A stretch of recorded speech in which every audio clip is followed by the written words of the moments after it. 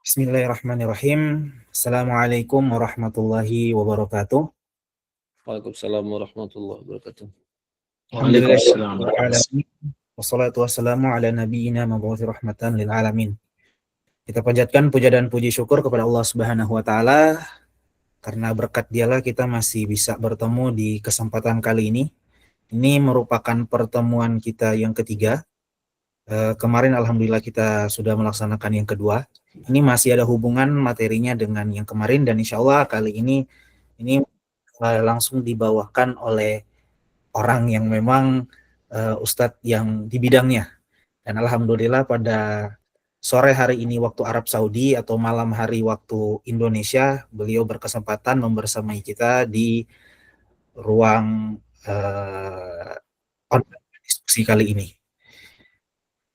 Sebelum kita masuk ke materi, kita coba memperkenalkan kembali pemateri kita, walaupun mungkin dari teman-teman sekalian, ustadz-ustadz sekalian ada di sini sudah mengenal beliau, tapi merupakan amanah kami untuk memperkenalkan lagi beliau.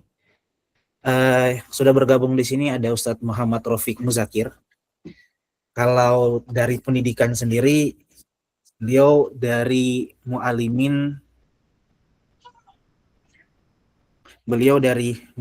Muhammadiyah Yogyakarta, kemudian melanjutkan S1 beliau ke Universitas Al-Azhar Mesir. Ini universitas dikenal oleh banyak orang dan terutama orang Indonesia juga banyak di Universitas Al-Azhar Mesir. Berikutnya beliau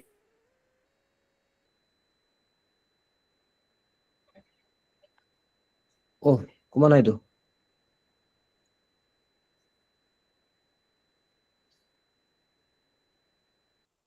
Hilang ya?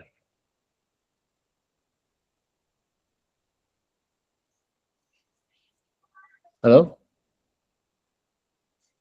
Sepertinya ada gangguan saat mohon sebentar. Bapak.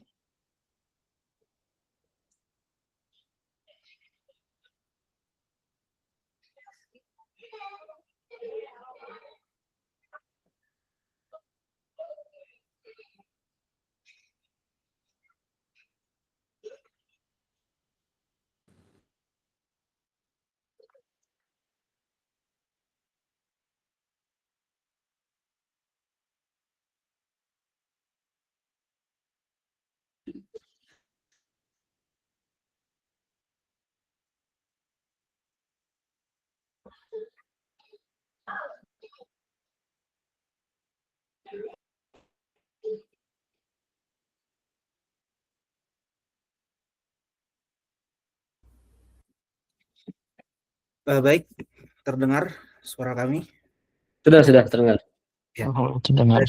Maaf keluar karena pakai akunnya Lembaga Khidmah Haji dan Umroh PCM Arab Saudi dan nampaknya ada 2 orang yang pakai akun ini, jadi ya terjadi sesuatu lah. Baik, kita lanjutkan Satizah sekalian dari perkenalan. Dan beliau melanjutkan S2-nya di universitas yang tidak asing lagi di Indonesia, Universitas Gadjah Mada.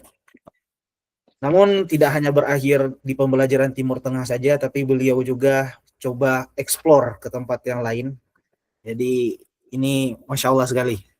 S3 beliau di Arizona State University, Amerika Serikat, Postdoctoral Fellowship, University of Edinburgh, United Kingdom ya. Sempat juga di sana.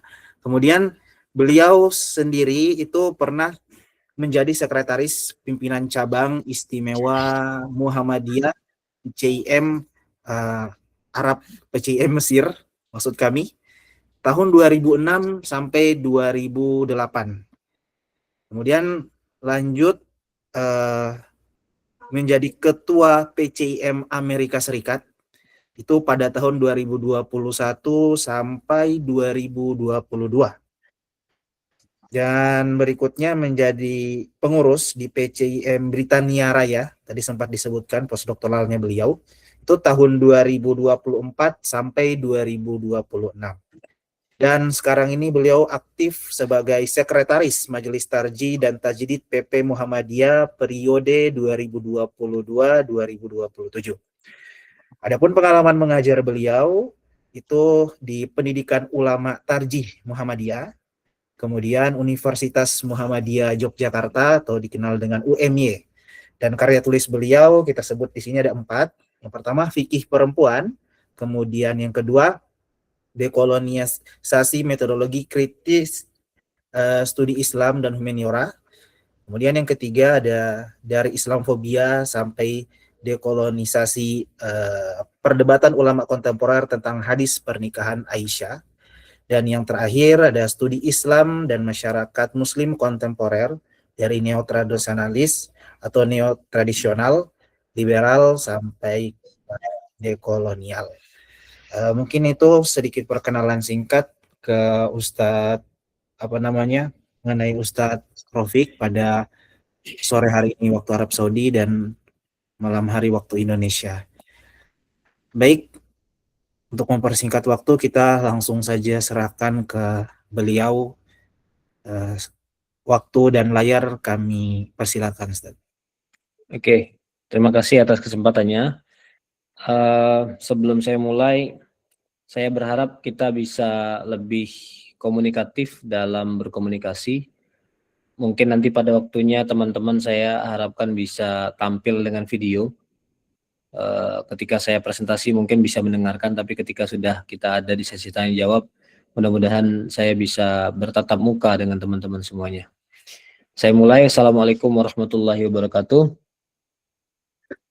Alhamdulillahirabbil alamin, hamdan katsiran thayyiban mubarakan fih. Allahumma shalli wa sallim ala nabiyyina Muhammad wa ala alihi wa ashabihi wa man sara ala nahjihi ila yaumil qiyamah, amma ba'd.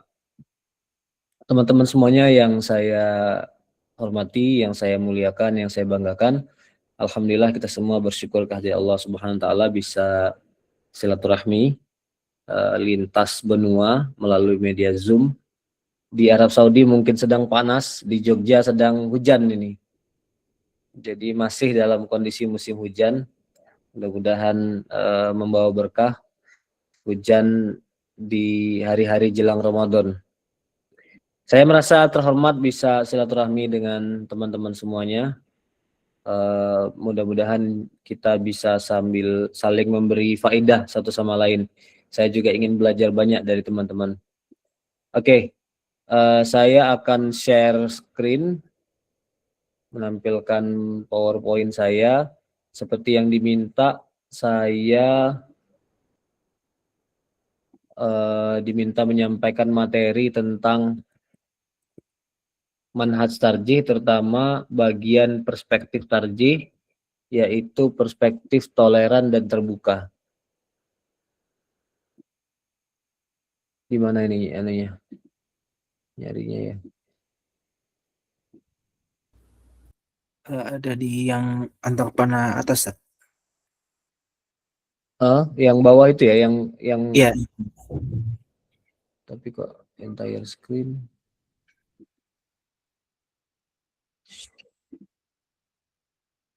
Bagikan layar. Di mana posisinya? Bagikan layar. Atau coba kirim ke kami, Ustaz. Nanti kami bantu. Oke.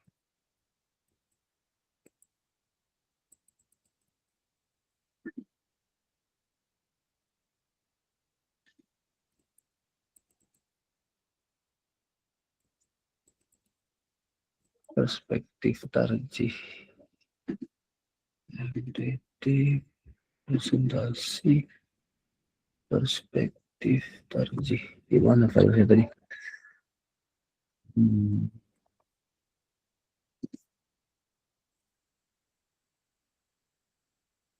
Pengajian.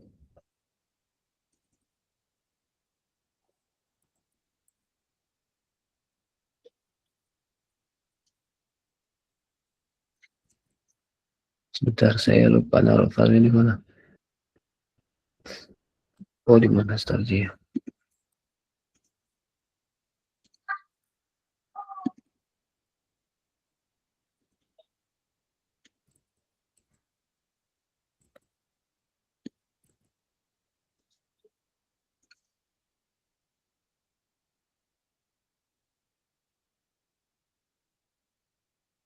Oke, sudah saya kirim.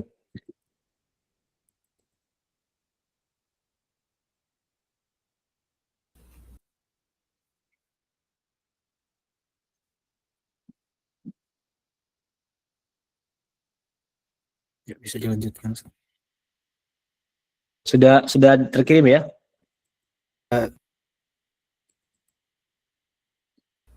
Sudah, Ustaz, kita tampilkan insyaallah.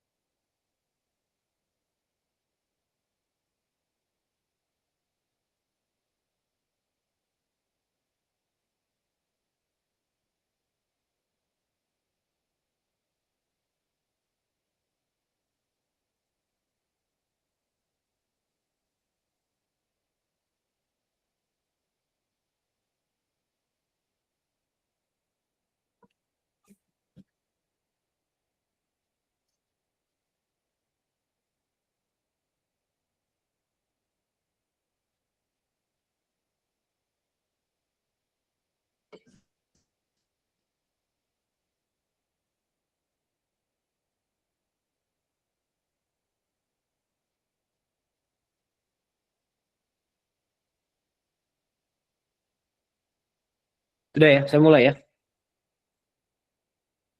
Oke.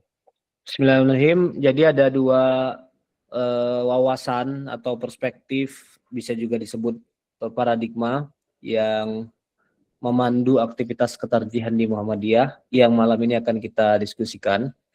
Saya mulai dari yang pertama, yaitu toleran. Toleran perspektif ini bisa dimaknai ke dalam dua hal. Pertama, dalam berijtihad, Muhammadiyah tidak menganggap dirinya saja yang benar, sementara yang lain tidak benar. Yang kedua, tidak menyalahkan pandangan lainnya di luar pandangan yang diambil oleh tarjih. Nah, tapi untuk memahami sikap toleran tersebut, dia harus ditempatkan dalam konteks yang lebih besar. Oleh karena itu, kita perlu menempatkan perspektif toleran ini dalam kerangka fikih ikhtilaf. Karena apa yang kita berlakukan sebagai suatu etika berorganisasi, etika berjamaah di internal warga Persyarikatan Muhammadiyah tentu saja berbeda ketika kita menerapkannya kepada unsur di luar Muhammadiyah. Nah, dalam lingkup internal ada setidaknya 3 adab atau 3 sikap yang perlu menjadi perhatian kita ketika kita berhadapan dengan ikhtilaf atau perbedaan ijtihad. Yang pertama, ya kita mengamalkan putusan terkuat atau yang disebut dengan ar-rajih, hasil ijtihad kolektif dari majelis tarjih. Kedua, tidak menyalahkan pandangan lainnya di luar pandangan yang diambil oleh tarjih. Dan kalau ada pandangan-pandangan personal yang berbeda dengan pendapat resmi di persyarikatan, tetap menghormati dan mendahulukan putusan persyarikatan. Nah, saya akan memulai dulu dari konteks bagaimana kita menyikapi ikhtilaf di lingkup internal Muhammadiyah. Kita bisa menariknya agak ke belakang dari perspektif sejarah, yaitu pertanyaan tentang mengapa majelis tarjih lahir, terutama dilihat dari konteks sosial historis pada masa awal majelis tarjih berdiri, yaitu tahun 1927, diusulkan pertama kali dan bersidang pertama kali di tahun 1928. Nah, majelis tarjih itu didirikan untuk mengantisipasi agar tidak terjadi perdebatan fikih yang tidak produktif dan di saat yang sama memudahkan masyarakat umum yang tidak punya latar belakang tradisi Islam yang dalam, memudahkan mereka untuk melaksanakan ajaran Islam. Jadi majelis tarjih itu tujuannya dua pada awal berdirinya. Satu, supaya tidak ribut masalah debat fikih, dan kedua, masyarakat awam ambil yang sudah diputuskan yang paling rojih gitu. Nah, dua hal tersebut sebenarnya bisa kita baca dari catatan tertulis yang kemudian dimuat pertama kali di Suara Muhammadiyah tahun 1936 dan kemudian ditanfis kembali oleh PP tahun 1973. Jadi hampir 4 dekade kemudian catatan tentang kelahiran Majelis Tarjih itu kemudian masuk dalam rekaman resmi dalam Himpunan Putus Tarjih. Jadi ada kalimat yang mengatakan begini, baiklah kami memberi sedikit keterangan bahwa perselisihan faham dalam masalah agama sudahlah timbul dari dulu, dari sebelum lahirnya Muhammadiyah. Sebab-sebabnya banyak, diantaranya karena masing-masing berpegang teguh pendapat seorang ulama atau yang tersebut di suatu kitab dengan tidak suka menghabisi perselisihannya itu dengan musyawarah dan kembali kepada Al-Quran, perintah Tuhan Allah dan kepada hadis atau sunnah Rasulullah. Oleh karena kita khawatir adanya percekcokan dan perselisihan dalam kalangan Muhammadiyah tentang masalah agama itu, maka perlulah kita mendirikan majelis tarjih untuk menimbang dan memilih dari segala masalah yang diperselisihkan itu yang masuk dalam kalangan Muhammadiyah, mana yang kita anggap kuat dan berdalih benar dari Al-Quran dan hadis. Jadi dari pernyataan ini kita sudah mendapatkan informasi bahwa majelis tarjih itu berdiri untuk memudahkan pemahaman dan supaya tidak ada perselisihan yang tidak diperlukan. Dan dalam sejarah memang majelis tarjih itu lahirnya di dekade kedua kelahiran Muhammadiyah. Muhammadiyah lahir tahun 1912, majelis tarjih 1927. Setelah 15 tahun majelis tarjih itu baru berdiri. Bahkan lebih dahulu Aisyah, lebih dulu Pandu Hizbul Waton, lebih dulu majelis pustaka, lebih dulu majelis tablik dibandingkan majelis tarjih. Nah, kalau kita membaca keterangan ini, jadi tampaknya ada indikasi selama 15 tahun awal itu karena memang tidak ada suatu bagian khusus yang tugasnya seperti majma' fikih atau akademi fikih, dan tidak ada kesepakatan-kesepakatan tentang bagaimana mengamalkan fikih secara praktis. Tampaknya ada hal-hal yang bersifat teknis, kebingungan masyarakat, atau barangkali bahkan ada yang sifatnya percekcokan di tengah warga Muhammadiyah pada waktu itu. Nah, supaya itu tidak berlarut-larut, maka lahirlah Muhammadiyah, lahirlah majelis tarjih. Kemudian lanjutannya, maka putusan majelis tarjih itu kami perintahkan, tanfiskan untuk menjaga jangan sampai timbul percekcokan dan perselisihan dalam Muhammadiyah tentang masalah agama, yang mana Muhammadiyah mementingkan bekerjanya kaum muslimin dan berjalannya hukum-hukum agama Islam kita. Nah, ini masih satu bagian keterangan dari keterangan yang tadi saya baca. Oke.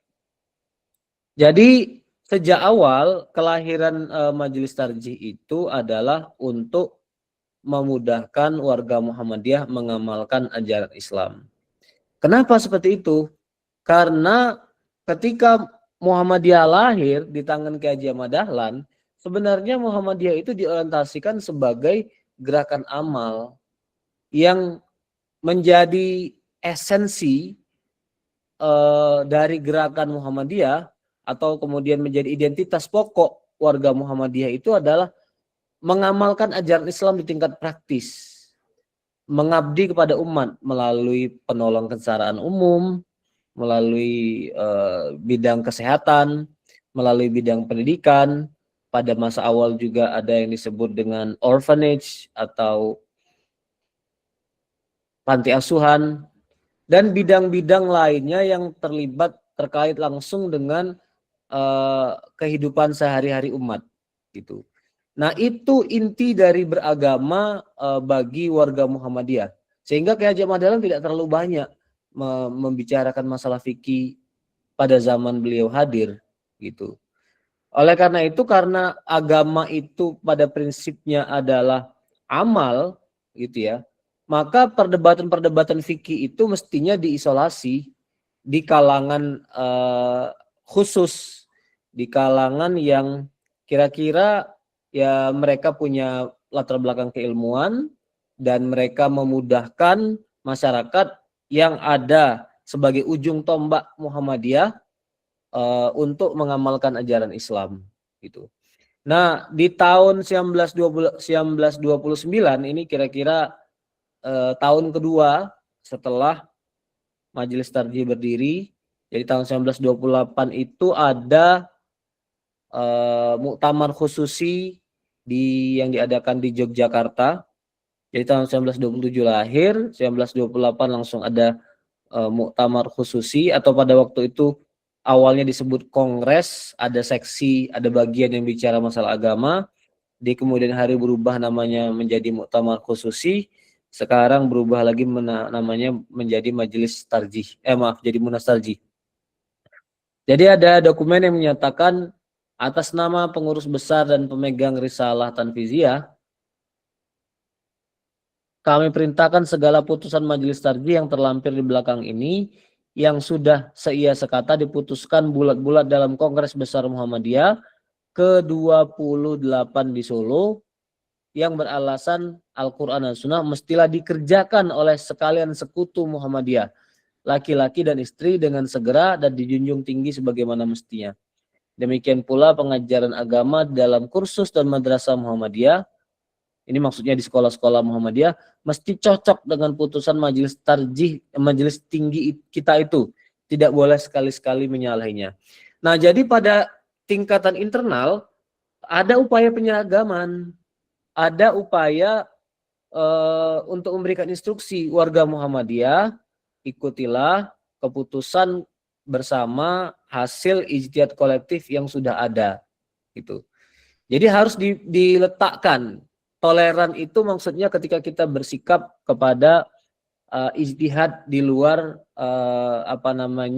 entitas di luar Muhammadiyah gitu. Oleh karena itu, di PowerPoint selanjutnya, bagi warga Muhammadiyah mengikuti putusan tarjih diperlukan agar terhindar dari berbantah-bantahan mengenai hukum fikih. Nah, di PowerPoint selanjutnya, ijtihad majelis tarjih adalah produk dari proses kolektif atau ijtihad jama'i. Oleh karena itu, dia perlu didahulukan dari pendapat-pendapat individu. Proses untuk melahirkan ijtihad jamaah itu berjenjang. Kalau yang biasa kita lakukan untuk menyongsong munas itu, kita mensortir tema dulu. Apa yang akan kita bahas? Misalnya apa yang terakhir kemarin, pedoman wakaf gitu ya. Pedoman pelaksanaan wakaf.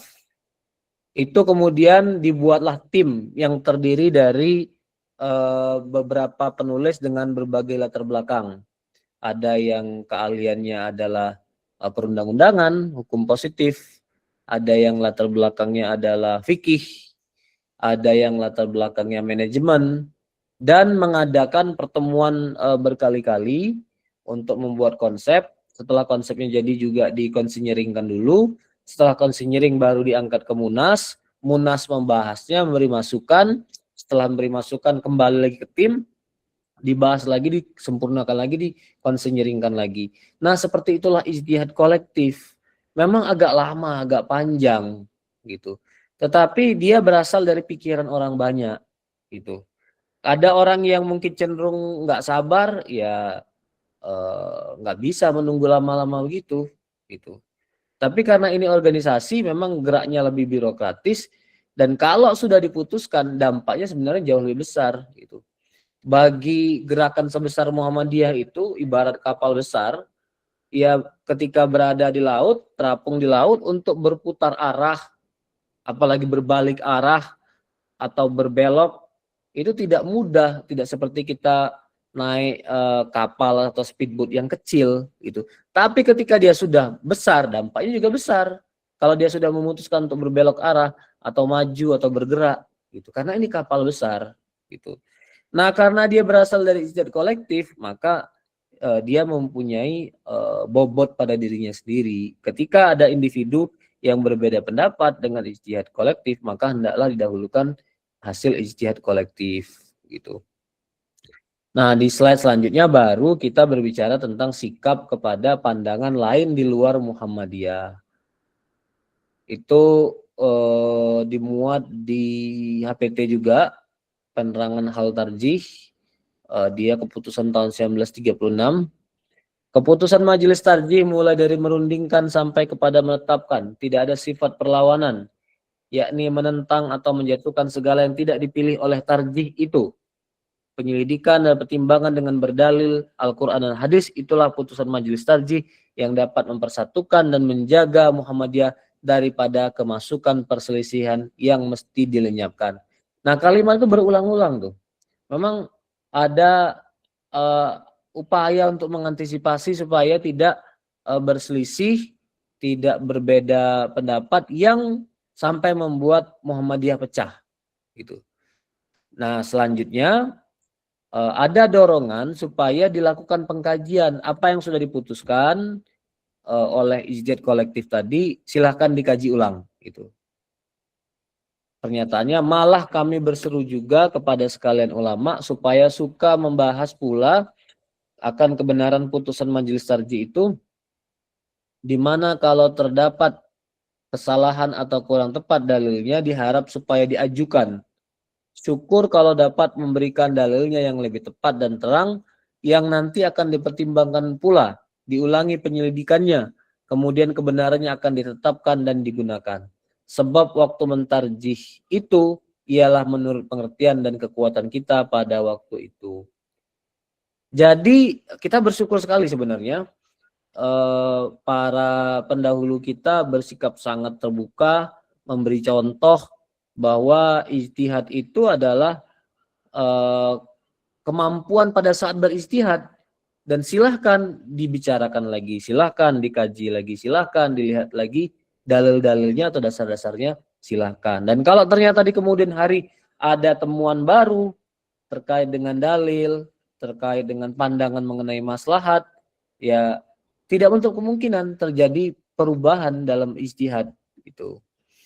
Nah, kalau terkait dengan pendapat di luar entitas Muhammadiyah tadi, maka kita selayaknya menghormati, itu sesuai dengan bagian awal dari pernyataan tadi itu. Dan dalam kaidah fikih yang sangat masyhur ada kaidah yang berbunyi la yunkar al-mukhtalaf fihi wa innama yunkar al-mujma' alaih. Walaupun ada kemudian yang menambahkan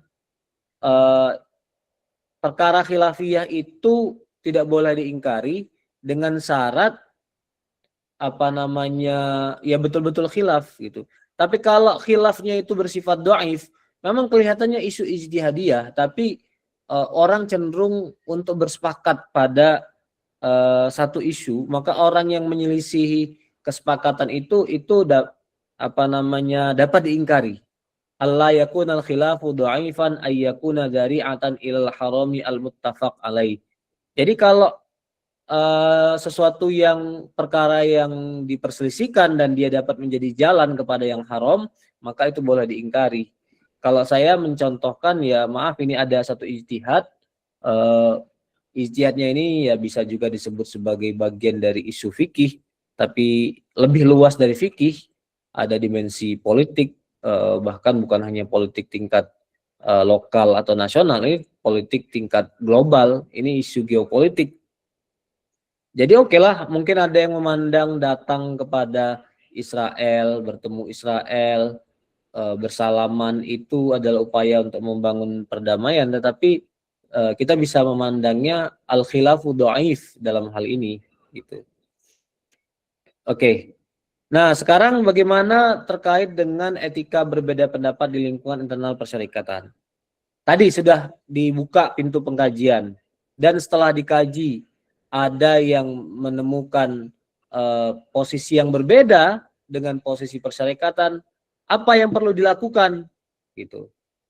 Sebenarnya yang perlu dilakukan itu adalah mengajukan surat atau mengusulkan agar ditinjau ulang. Jadi apa namanya, kita memanfaatkan privilege kita sebagai kader Muhammadiyah yang paham, yang ngerti untuk melakukan perubahan dari dalam gitu. Jadi saya sih tidak begitu mengapresiasi kalau kita kemudian punya pandangan personal, kemudian menyalahkan pandangan persyarikatan secara tidak hikmah di depan publik. Kalau menurut saya, kita semua sudah memegang kunci, sudah ada di dalam ruangan dan sudah punya hak bicara gitu. Jadi lebih baik berkirim surat, berkomunikasi agar isu ini tinjau ulang, dan kalau memang itu dianggap sesuatu yang urgen, pasti akan dibahas gitu. Atau kalaupun tidak terlalu urgen, urgensinya tidak tinggi, ya dia mungkin akan mendapatkan prioritas agak belakangan, tapi pada waktunya akan dibahas juga gitu.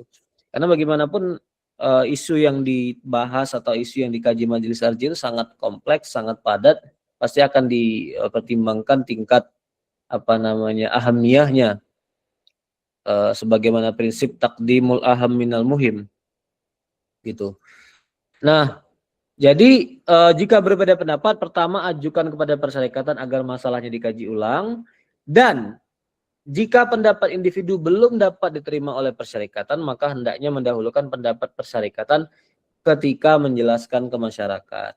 Tapi apakah kita dikebiri pendapat personal kita? Menurut saya ini zaman keterbukaan informasi, jadi kita juga nggak bisa menyembunyikan pendapat kita. Dan pada kenyataannya terjadi memang, ini kita mau Ramadan, mau masuk apa namanya qiyam Ramadan. Perdebatan tiap tahun di kalangan warga Muhammadiyah itu tentang sholat iftitah. Putusan persyarikatannya sholat iftitah itu masyru'. Tapi ada 1-2 individu yang berpendapat hadis-hadis tentang sholat iftitah itu berlaku di luar bulan Ramadan. Jadi tidak pernah ada ulama yang menempatkan sholat iftitah di bulan Ramadan. Nah, ada 1-2 pendapat yang seperti itu dan kemudian dipublikasikan dalam buku. Ya menurut saya nggak bisa ijtihad individu setelah membaca banyak kitab, syarah hadis, fikih. Nggak bisa pendapat itu, pengkajian itu ditutup atau didiamkan aja. Tuh. Tapi menurut saya etikanya adalah, oke, ini hadza ma tawassaltu ilaihi. Ini apa upaya terbaik saya, tapi ini pendapat personal. Silahkan ikuti pendapat majelis tarjih yang berasal dari ijtihad kolektif. Tetapi sebagai pandangan pribadi, ini adalah bentuk pertanggungjawaban ilmiah saya. Nah, itu menurut saya win-win solution yang kayak gitu.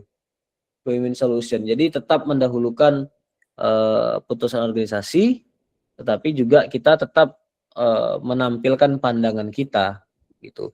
Oke, kira-kira itu pengantar untuk bagian pertama mengenai toleran. Yang kedua, prinsip kedua terbuka. Apa yang dimaksud dengan terbuka? Segala yang diputuskan oleh tarjih dapat dikritik dalam rangka melakukan perbaikan. Di mana apabila ditemukan dalil dan argumen lebih kuat, maka majelis tarjih akan membahasnya dan mengoreksi dalil dan argumen yang dinilai kurang kuat. Jadi ini sebenarnya tidak bisa dipisahkan dari pembahasan sebelumnya. Hubungan antara toleran dan terbuka itu sangat erat. Karena tadi sudah banyak saya contohkan di bagian sebelumnya, jadi pada bagian ini saya akan lebih banyak bicara hal-hal yang bersifat praktis. Apa contoh ijtihad majelis tarjih yang mengalami perubahan ketika menemukan dalil baru, menerima masukan? Bagian yang saya tidak tulis dalam PowerPoint itu contoh mengenai fatwa rokok. Tahun 2007 itu majelis tarjih pernah mengeluarkan fatwa rokok itu mubah, tapi tidak lama, 3 tahun kemudian 2010 dikeluarkan fatwa bahwa rokok itu haram. Itu satu contoh yang ya sangat sering kita sebut. Yang kedua, yang sekarang juga sangat kontekstual, perubahan terkait dengan kriteria penentuan awal bulan atau parameter penentuan awal bulan. Dari yang sebelumnya kita sebut dengan wujudul hilal menjadi kalender hijriyah global tunggal. Ini adalah perubahan ini atau pengembangan ini adalah hasil putusan Munas tahun 2024. Jadi 2 tahun yang lalu, dan ini puasa pertama kita, Lebaran pertama kita, Idul Adha pertama kita dengan kriteria baru kalender kalender hijriah global tunggal. Akan ada perbedaan, ada beberapa perbedaan esensial antara kriteria lama dan kriteria baru, tapi juga ada hal-hal yang bersifat pokok yang tidak berubah. Apa yang tidak berubah itu? Satu, hisab itu sendiri. Jadi kalau ditanya apa persamaannya kriteria baru kriteria lama, sama-sama hisab. Dan hisab itu satu akurat, dua mudah dilakukan, dan ketiga bisa menyatukan umat Islam di seluruh dunia. Berbeda dengan ru'yat yang terbatas, nggak bisa di transfer ke arah barat lebih daripada 10 jam. Sementara hisab bisa. Kenapa hisab bisa? Karena hisab itu hasilnya sudah bisa diketahui jauh-jauh hari dan pada akhirnya bisa diterapkan juga jauh-jauh hari. Oke, jadi persamaannya adalah hisab. Yang kedua, hal yang bersifat teknis, yaitu sama-sama mensyaratkan terjadinya ijtima dulu. Apa itu ijtima? Posisi di mana matahari, bulan, dan bumi berada dalam garis sejajar. Jadi bulan ada di tengah-tengah, dia sampai kepada titik finishnya, titik akhir setelah mengelilingi bumi selama 1 bulan, dan titik finish itu sama dengan permulaan awal untuk berputar lagi mengelilingi bumi. Jadi semua hisab itu harus mempersyaratkan terjadi ijtima dulu. Karena ijtima itu fenomena astronomi, harus selesai dulu dong 1 putaran gitu. Nah, tadi saya baca di Sulawesi Selatan ada yang sudah mengumumkan 1 Ramadan jatuh tanggal 17 Ramadan. Ya, semua ijtihad itu kan bisa kita hormati, tapi kalau ada orang menjatuhkan Ramadan tanggal 17, jadi tarawihnya 16 malam, ini ijtihad yang tidak sesuai dengan fakta astronomi, karena ijtimanya belum terjadi tanggal 16. Ijtimanya itu terjadi tanggal 17. Jadi nggak mungkin kita masuk ke hari baru di kalender Hijriah sebelum terjadi ijtima gitu. Jadi kalau orang berpuasa tanggal 15 ya itu ada argumentasi syariahnya. Muhammadiyah sendiri tanggal 18 karena memperhitungkan hilal dari bagian lain di muka bumi yang ditransfer ke seluruh dunia. 19 ya bolehlah hasil ijtihad juga. Kenapa 19? Karena di Indonesia belum ada hilal yang masuk tanggal 18 sehingga digenapkan ke tanggal 19 gitu. Nah, apa perbedaannya antara wujud hilal dengan KHGT? Perbedaannya adalah wujudul hilal itu menggunakan ikhtilaful matoli' dengan matlak wilayatul hukmi, dan kalender hijriah global menggunakan ittihadul matoli' atau wahdatul matoli' gitu. Oke. Kalau ke slide halaman 22 ada peta kalender hijriah global tunggal.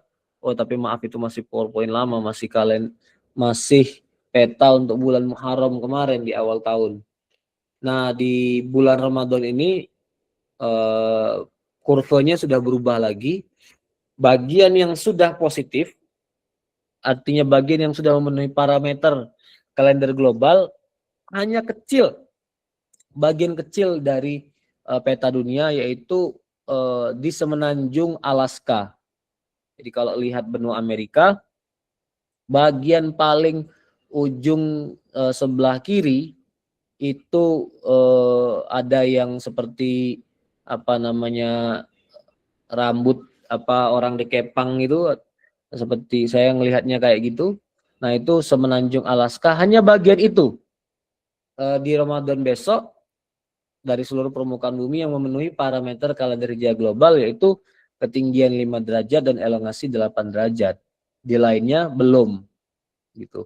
Nah, karena sudah ada tempat di muka bumi yang masuk memenuhi 5 dan 8, maka ditransfer ke seluruh dunia.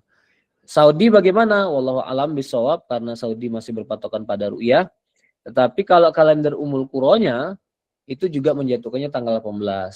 Saya dengar konon praktek ru'yat itu dikendalikan atau bukan dikendalikan ya, lebih tepatnya itu dipandu oleh Ummul Qura.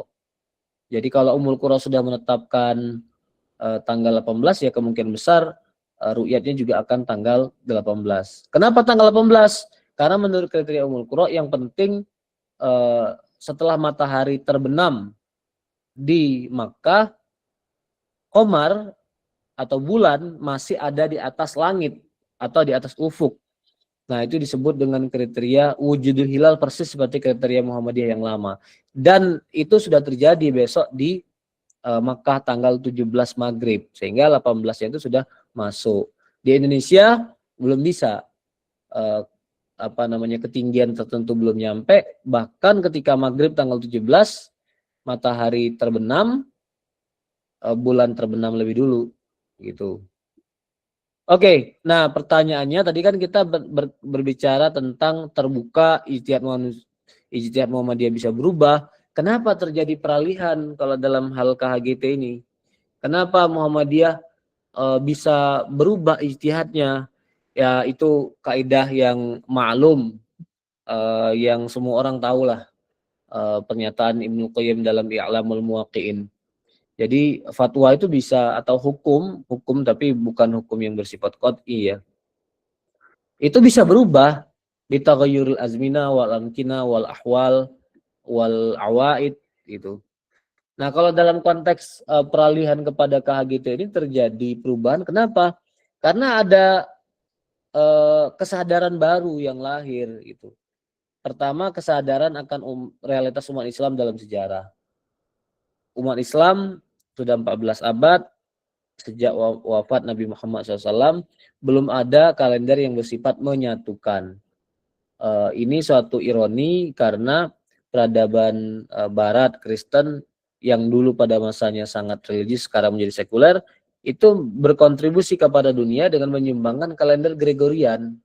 Jadi hari ini kita bertransaksi, berurusan apapun, menggunakan patokan tanggal, itu adalah sumbangan peradaban Kristen gitu. Nah, kenapa umat Islam tuh nggak punya bayangan, nggak punya ambisi gitu untuk menyatukan waktu, menyatukan tanggal, dan nggak punya planning bahwa mereka perlu berkontribusi kepada peradaban global gitu melalui penataan sistem waktu. Nah, kesadaran akan kondisi aktual umat Islam saat ini juga menjadi landasan terjadinya perubahan itu.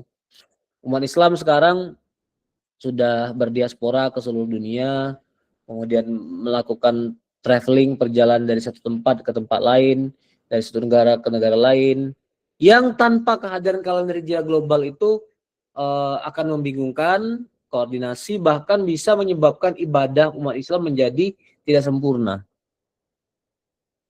Saya malah ini akan lebih banyak bicara tentang falak ini. Saya beri contoh pernyataan saya tadi. Karena ketiadaan kalender hijriah global tunggal, ibadah seorang menjadi tidak sempurna. Puasa bahkan bisa jatuh hanya 28 hari. Kasusnya bagaimana? Kasusnya adalah ketika orang melakukan traveling, perjalanan lintas negara di bulan Ramadan. Kasus Ramadan tahun lalu itu mudah sekali untuk dijadikan contoh. Karena Ramadan dimulai 1 Maret. Kalau tahun lalu ya, saya ambil contoh dari tahun lalu aja. Oke, Indonesia memulai puasa Ramadan tanggal 1 Maret. Sama dengan Arab Saudi. 1 Maret. Malaysia, negara tetangga, memulainya 2 Maret. Kemudian Arab Saudi sendiri berhari raya tanggal 30 Maret. Jadi puasa di Arab Saudi tahun lalu 29 hari. Indonesia berhari raya tanggal 31 Maret. Jadi kita di tanah air puasa 30 hari. Malaysia berpuasa sampai tanggal 30, jadi lebarannya juga tanggal 31. Jadi Malaysia mulai tanggal 2, Lebaran tanggal 31. Nah, problemnya begini, kalau ada orang Malaysia yang memulai puasa tanggal 2 Maret, kemudian di tengah-tengah bulan puasa dia memutuskan untuk umroh ke Tanah Suci, kemudian menghabiskan waktu bulan Ramadan di sana, memulai puasa tanggal 2 Maret dan berhari raya tanggal 30 Maret mengikuti waktu Arab Saudi, berapa hari orang Malaysia berpuasa? Berapa hari? Jatuhnya 28 hari dan ini tidak sesuai dengan kriteria minimal secara astronomi dan tentu saja secara syariah. Puasa itu kata Nabi, inna ummatun ummiyatun la naktubu wa la nahsubu asyahru hakadha wa hakadha marratan tis'an wa isrin wa marratan salasin. Bulan itu kadang-kadang 29, kadang-kadang 30. Jadi usia minimal bulan secara syariah dan secara astronomi 29 hari. Kalau ada orang berpuasa 28 hari itu nggak sah gitu. Nah, kenapa itu bisa terjadi? Karena ketidaksinkronan tanggal atau kalender umat Islam. Setiap negara punya kalender sendiri, tidak ada upaya untuk mensinkronisasi itu. Nah, kesadaran akan problem seperti itulah yang melandasi Muhammadiyah untuk berijtihad ulang gitu. Contoh yang lain ada tentang waktu sholat subuh. Kita itu secara turun-temurun menerima fakta bahwa sholat subuh itu dimulai ketika matahari berada di bawah ufuk timur dengan ketinggian minus 20 derajat di bawah ufuk. Dan honestly tidak pernah ada yang melakukan observasi penelitian lapangan sampai pada tahun 2010 ada salah seorang syekh dari dunia Arab, saya nggak begitu ingat ya apakah dari Arab Saudi sendiri atau dari Yaman yang sedang rihlah dakwah, tiba-tiba dia sudah mendengar azan padahal belum kelihatan fajar shodiknya. Akhirnya dia lakukan beberapa kali praktek observasi, ngelihat ufuk, dan pada saat azan di masjid berkumandang dia belum melihat ada fajar shodik muncul dari ufuk timur, sehingga dia mengeluarkan artikel dengan membuat pernyataan bahwa waktu sholat subuh di Indonesia itu kecepatan. Nah, Muhammadiyah pada awalnya tidak langsung merespon, tidak berusaha, tidak panik, tidak FOMO bahasa orang itu, tapi melakukan penelitian dan dibentuklah sebuah tim besar ditugaskan kepada 3 observatorium di Jogja 1, di UAD di Medan 1, kemudian di Jakarta 1, di UMSU dan di UHAMKA. Masing-masing terjun ke lapangan, ngecek, lihat kapan fajar shodik itu muncul di tempat masing-masing.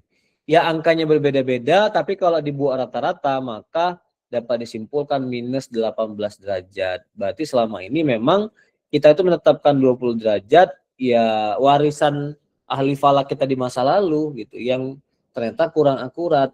Nah, berdasarkan penelitian itulah maka Muhammadiyah melalui Munas Tarjih tahun 2020 memutuskan bahwa waktu sholat subuh dinaikkan ketika matahari sudah minus 18 derajat di bawah ufuk. Dari 20 derajat menunggu ke 18 derajat, 8 atau 2 derajat itu ya, perbedaannya sama dengan 8 menit. 8 menit itu juga satu contoh bagaimana ijtihad Muhammadiyah bisa mengalami perubahan. Satu lagi contoh, kalau saya bisa menambahkan contoh praktis tentang kripto. Tahun 2022 Majelis Tarjih pernah mengeluarkan fatwa bahwa kripto itu haram. Dan untuk masa itu ya memang kira-kira vibe-nya seperti itu. Karena institusi fatwa dunia itu umumnya fatwanya haram. Saya nggak tahu Lajnah Daimah di Saudi Arabia ya, tapi kalau Darul Ifta Mesir, kemudian Diyanet Turki, kemudian MUI sendiri, itu tahun-tahun bersamaan lah mengeluarkan fatwa kripto hukumnya haram. Tapi belakangan kita kaji dan kita dalami, mengundang ahli Majelis Tarjih di akhir bulan Desember lalu, mengundang insinyur yang mendalami kriptografi, mendalami blockchain, mengundang pakar hukum yang mendalami isu smart contract, dan dia juga investor. Ya baru kita sadari bahwa tahun-tahun awal kita mengeluarkan fatwa itu memang pemahaman kita tentang kripto itu masih belum utuh, masih belum sempurna. Tapi karena ya mungkin kira-kira kalau kita baca di zaman sekarang sebagai bentuk husnuzon, sebagai bentuk perlindungan kepada umat, supaya umat tidak buru-buru masuk ke kripto yang ada unsur fluktuasi harganya sangat sangat cepat, atau dalam istilah ekonomi disebut dengan volatilitas, maka dia haram gitu. Tapi dia nggak boleh berdiri, haram itu nggak boleh terus-menerus. Kalau sudah dikaji dan diketahui fatwanya bahwa kripto itu adalah komoditas, maka harus ada peninjauan ulang gitu. Maka bulan Desember kemarin sudah ada pengkajian, dan insya Allah bulan Ramadan ini juga akan ada halaqah sekali lagi yang tujuannya adalah meninjau ulang fatwa lama gitu terkait dengan status kripto sebagai aset digital. Itu pengantar dari saya untuk pengkajian kita malam ini. Sisanya saya kembalikan kepada teman-teman. Nanti kalau ada tambahan atau masukan atau pertanyaan, saya silakan. Terima kasih.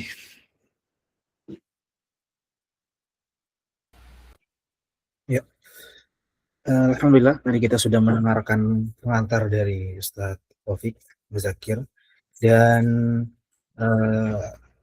kami lihat bahwa tadi itu memang merupakan pengantar yang sangat baik ya, karena kenapa? Karena bukan hanya berbicara tentang teori saja begini-begini, tapi kita langsung lihat masalah yang terjadi di lapangan. Jadi kita langsung menyentuh apa sih masalah yang sekarang terjadi di lapangan. Kayak misalnya tadi sebut juga masalah hisab, masalah hilal dan lain sebagainya. Terus sampai ada meme yang menyebutkan bahwa ini bukan Muhammadiyah tidak pernah menyelisihi pemerintah di hisab gitu, di apa namanya penentuan Idul Fitri dan Ramadan, tapi pemerintahlah yang menyelisih Muhammadiyah. Kenapa? Karena Muhammadiyah sudah menentukan dari awal tanggal sekian ya, pemerintah kan nanti gitu. Jadi Muhammadiyah nggak menyelisih pemerintah gitu, sampai ada meme seperti itu gitu. Kemudian juga ini ada fatwa tentang kripto. Kemudian ada tadi juga disebutkan mengenai rokok yang Muhammadiyah juga memang bisa saja berubah fatwanya, dan ini kemungkinan besar ini akan mengarah juga ke kripto yang tadi dibahas Ustaz Taufik. Dan ini mungkin akan menjadi lebih menarik para asatidzah sekalian jika ada pertanyaan atau sanggahan atau kritikan untuk diskusi kita pada malam hari ini. Kami persilakan jika ada yang ingin menyampaikan sesuatu atau bertanya, silakan.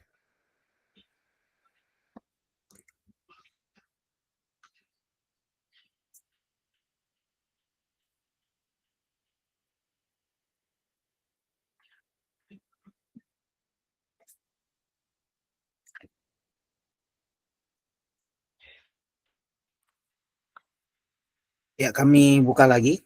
Ada mungkin dari asatidzah sekalian kalau yang ingin bertanya atau ada sesuatu hal yang ingin didiskusikan, kami buka untuk forumnya gitu.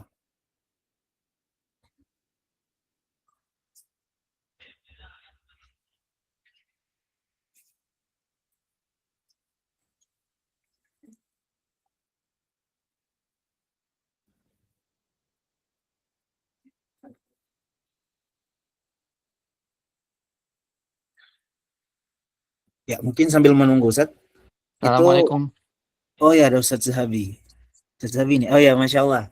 Ahlan Ustaz. Afwan, izin bertanya Ustadz. Langsung. Ahlan wasalan. Materinya sangat menarik sekali hal ini. Padahal kita di awal ada yang ingin saya tanyakan Ustadz. Perkenalkan, nama saya Muhammad Az-Zahabi. Saya kebetulan asalnya dari Bali Ustadz. Oh, Masya Allah. Dari Denpasar, Bali.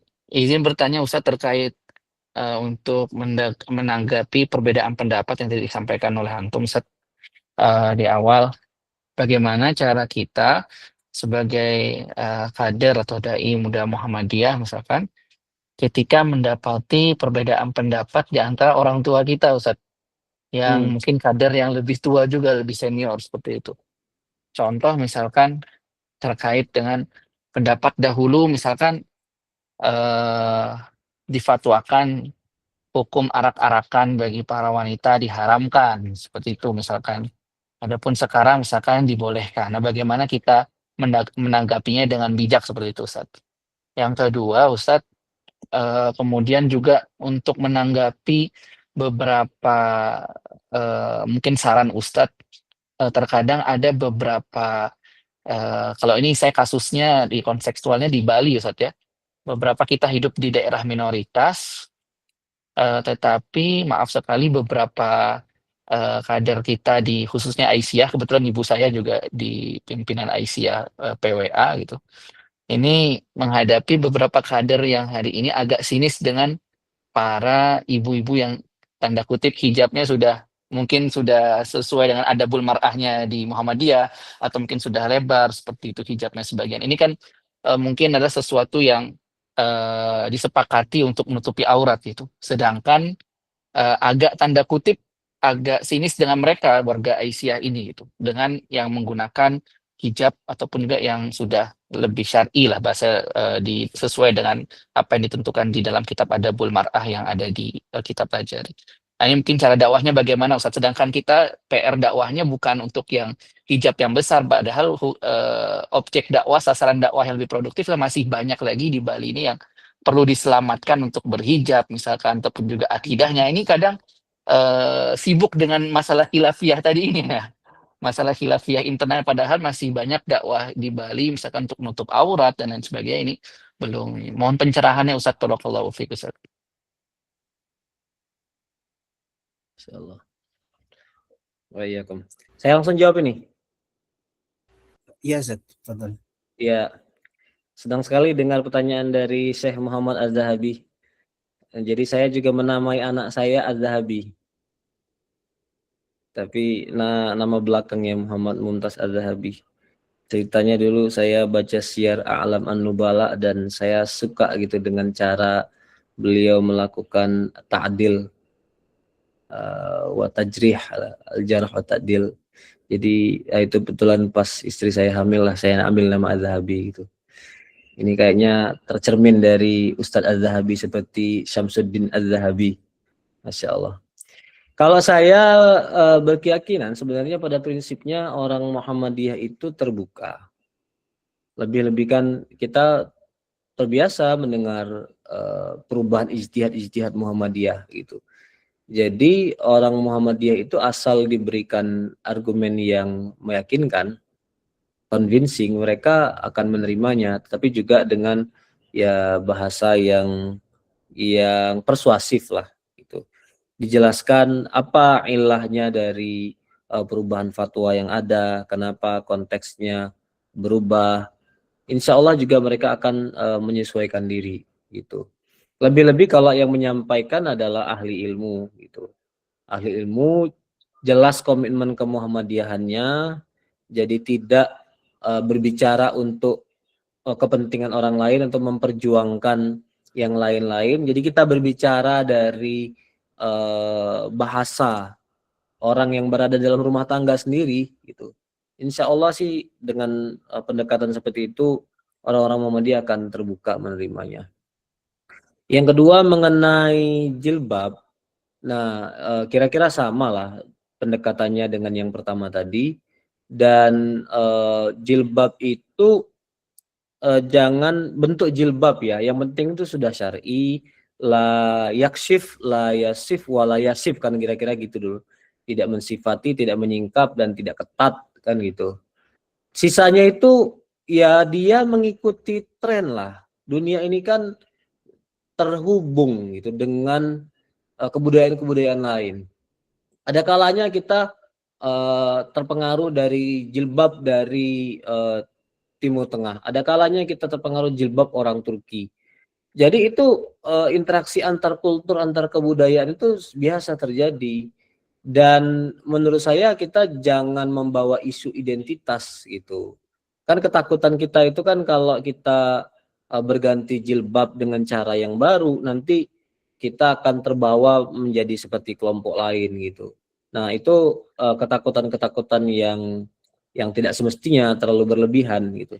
Jadi jangan campur adukkan dia dengan soal identitas gitu. Jadi menurut saya yang penting kesyariannya, dan memang jilbab itu walaupun perintah agama tapi bentuk luarnya itu masih terkait dengan kultur, masih terkait dengan urf, ya pasti dia akan ada dinamika mengalami perkembangan zaman. Yang penting jangan mundur ke belakang aja, dari berjilbab jadi nggak berjilbab lah, itu yang nauzubillah min zalik gitu. Dan ya warga kita diajak untuk memikirkan yang lebih pokok lah, itu yang apa namanya, yang tidak berjilbab atau tidak sholat, tidak Islam gitu, itu yang diajak jadikan objek dakwah. Saya kira itu dari saya. Jazakumullah khairan, Ustaz. Oh, iya. Kita lihat lagi peserta yang bergabung di sini. Apakah ada lagi yang ingin bertanya?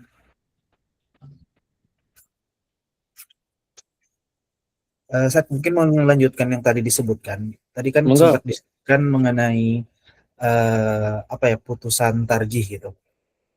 Setahu kami itu sempat disebutkan oleh Prof. Syamsul Anwar bahwa namanya putusan tarjih itu dia mengikat dari atas sampai ke akar gitu. Jadi pokoknya dari atas sampai di akar, tapi secara organisasi. Dan nah kalau tidak salah juga di hasil Munhaj Tarjih, saya nggak kurang tahu tahunnya tahun berapa, itu sempat disebutkan juga memang secara organisasi mengikat. Terus MT Arifin menyebutkan di dalam bukunya yang pernah saya baca, itu tadi juga disebutkan yang tahun 1936 itu, berkas tahun 1936, dan beliau menyebutkan bahwa sebenarnya seolah-olah beliau ingin mengatakan bahwa putusan dari Muhammadiyah ini hanya mengikat secara organisasi, tapi tidak mengikat secara person. Jadi kalau misalnya kita mau ngambil pendapat yang lain silakan gitu. Kalau kita misalnya mau yang lain silakan gitu. Jadi kita maksudnya tidak terikat dengan itu.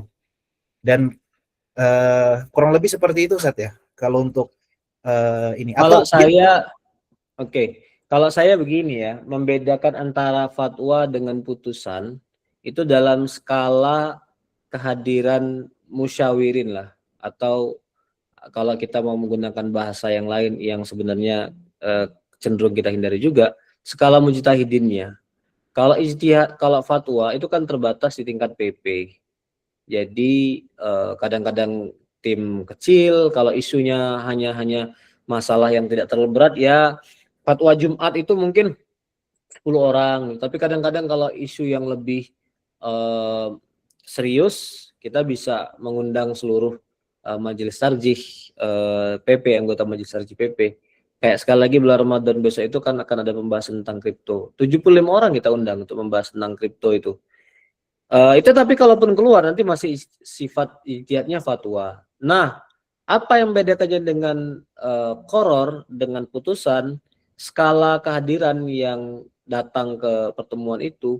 Kalau putusan dia dibawa ke mekanisme munas. Di setiap wilayah itu mengutus minimal 2 orang. Jadi ratusan orang itu yang datang ke keputusan itu, ke acara musyawarah nasional itu. Dan saya baca-baca juga beberapa majma' fikih sekarang menyebut hasil ijtihad kolektif mereka ya sebagai qoror. Kalau saya tidak salah baca, majma' fikih at-tabi' li Rabitatu al-Alam al-Islami itu juga menyebutnya sebagai al-qoror gitu. Jadi ada peralihan gitu untuk menunjukkan bahwa sifat ijtihad kolektif itu ya lebih kuat gitu karena dihadiri oleh orang banyak. Tapi kalau sifat ilzamnya, ya menurut saya karena Muhammadiyah ini bukan negara dan ini bukan qadha, tetap ghairu mulzim gitu. Nggak ada yang bisa, misalnya ya sudah ditetapkan dari dulu sholat tarawih 11 rakaat gitu. Terus tiba-tiba ada yang sholat tarawih 23 rakaat, ya tidak ada yang dapat menyalahkannya gitu. Jadi menurut saya bukan pada sifat ilzamnya dalam lingkungan organisasi gitu. Jadi lebih kepada skala kehadirannya. Tapi beda memang dengan organisasi seperti MUI. MUI itu bahkan walaupun sekedar fatwa, dan mereka MUI tidak mengenal istilah fatwa dan putusan sih. Nggak ada istilah putusan, semuanya fatwa lah. Nah, karena mereka ini adalah organisasi payung dan punya relasi dengan pemerintah, bahkan fatwanya sekalipun bisa menjadi jembatan untuk membuat peraturan di Indonesia ini. Seluruh perbankan syariah di Indonesia mengatur aktivitas transaksinya itu berdasarkan fatwa-fatwa MUI. Ini kan yang lagi viral, emas dijual secara digital, secara taksid boleh apa enggak? BSI kan membuka melalui anunya apa Beyond itu ada fitur beli emas digital. Kenapa itu bisa terjadi? Karena ada fatwa MUI. Jadi fatwa MUI itu bisa jadi pijakan untuk membuat ditransformasikan menjadi kebijakan. Itu bahkan kemudian menjadi undang-undang, ada undang-undang yang mengatur perbankan syariah itu sendiri gitu. Jadi kalau MUI fatwanya bisa mengikat gitu. Kalau Muhammadiyah ya tetap tidak mengikat karena Muhammadiyah itu sendiri adalah masyarakat sipil gitu. Gitu aja jawaban dari saya. Masya Allah. Jazakumullah khairan. Baik, ini mengingat waktu kita yang terbatas memang pada kesempatan hari ini. Dan insya Allah ya, dan ini kami informasikan merupakan pertemuan terakhir Madrasah Tarjis sebelum Ramadan. Karena nanti kita akan lanjut lagi selesai Ramadan. Ini Ramadan ada kegiatan lagi dari pimpinan cabang istimewa Muhammadiyah Arab Saudi. Jadi kita akan lanjutkan lagi nanti insya Allah. Kita akan lanjutkan lagi setelah Ramadan atau mungkin bulan Syawal. Dan siapa yang mengisi kemarin sesi-sesi sebelumnya? Kalau sesi pertama saya tentang ini pembukaan tentang pengenalan Majelis Tarjih, kemudian genealogi pemikirannya Kiai Ahmad Dahlan dari Majelis Tarjih ada dan lain sebagainya, lebih ke pembukaan kurang lebih 1,5 jam. Kemudian yang setelahnya itu dilanjutkan sesi kedua itu Ustaz Saiful Bahri, Oke. ya, Ketua MTT Jakarta. Kemudian ini yang sesi 3. Insya Allah nanti berikutnya akan ada lagi yang lain, Ustaz. Ya, insya Allah. Ya. Terima kasih atas kesempatannya, Ustaz Rafiq, yang telah membersamai kita pada sesi kali ini. Dan mungkin sebelum kami tutup sesi ini, kita minta Ustaz Rafiq mungkin memberikan sepatah dua kata-kata closing statement-nya untuk kita semuanya. Ya, saya mendoakan mudah-mudahan studi teman-teman semua lancar.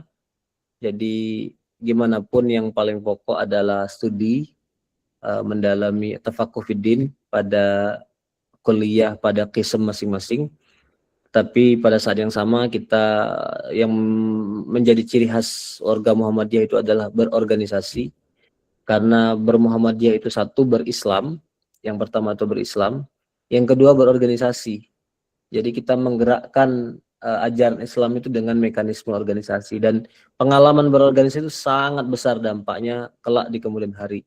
Kalau teman-teman pulang ke kampung halaman nanti mengabdi melalui daerah, melalui wilayah, menjadi faqih, menjadi mufassir, ahli hadis, dan pada saat yang sama mengerti bagaimana berorganisasi, itu akan jauh lebih luas dampaknya gitu.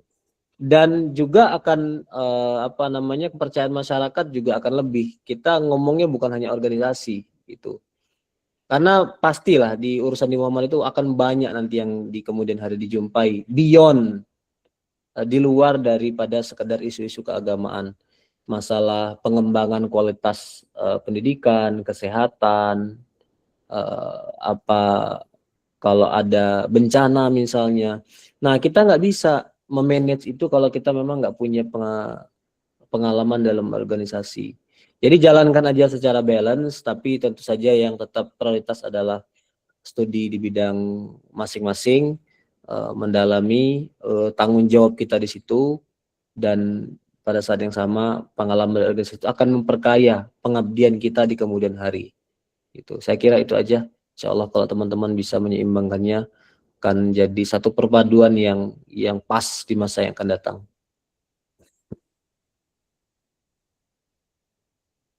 Saya kira itu saya akhiri. Terima kasih atas kesempatan mengundang saya bersilaturahmi. Kalau ada kurang dan lebihnya saya mohon maaf. Nasrul minallah wa fathun qarib wa basyiril mu'minin. Assalamualaikum warahmatullahi wabarakatuh. Waalaikumsalam warahmatullahi wabarakatuh. Alhamdulillah, dengan demikian berakhir pun pula acara kita pada hari ini, dan kami ucapkan terima kasih kepada Ustadz Muhammad Rafiq Muzakir yang telah meluangkan waktunya ini. Menurut kami ini adalah suatu hal yang sangat berharga gitu, suatu hal yang Masya Allah, karena bisa langsung bermajelis dengan antum Zat. Dan terima kasih pun pula untuk teman-teman sekalian, Usatizah sekalian yang telah bergabung pada sesi kali ini. Nantikan program dari Majelis Tarjih dan Tajwid PCIM Arab Saudi tetap ada di grup. Jadi dipantau di grup. Yang belum masuk di grup, silakan masuk di grup. Ada grup Naskah Khutbah Jumat, ada grup Madrasah Tarjih, ada grup yang lain juga, silakan. Dan nantikan pun pula mungkin gebrakan-gebrakan dari Majelis Tarjih PCIM Arab Saudi. Ya, terima kasih semuanya. Kalau ada salah-salah, kalau ada, kita mungkin tutup dengan pantun. Kalau ada cincin yang patah, jangan simpan di dalam peti. Kalau ada kata-kata yang salah, jangan simpan di dalam hati. Sekian. Nasrum minahu wa fathun qarib wa basyiril mu'minin. Wassalamualaikum warahmatullahi wabarakatuh. Waalaikumsalam warahmatullahi wabarakatuh. Selamat melanjutkan aktivitas ya semuanya. Saya pamit. Naam Zat. Syukran jazakumullah khair. Nah, Ustaz.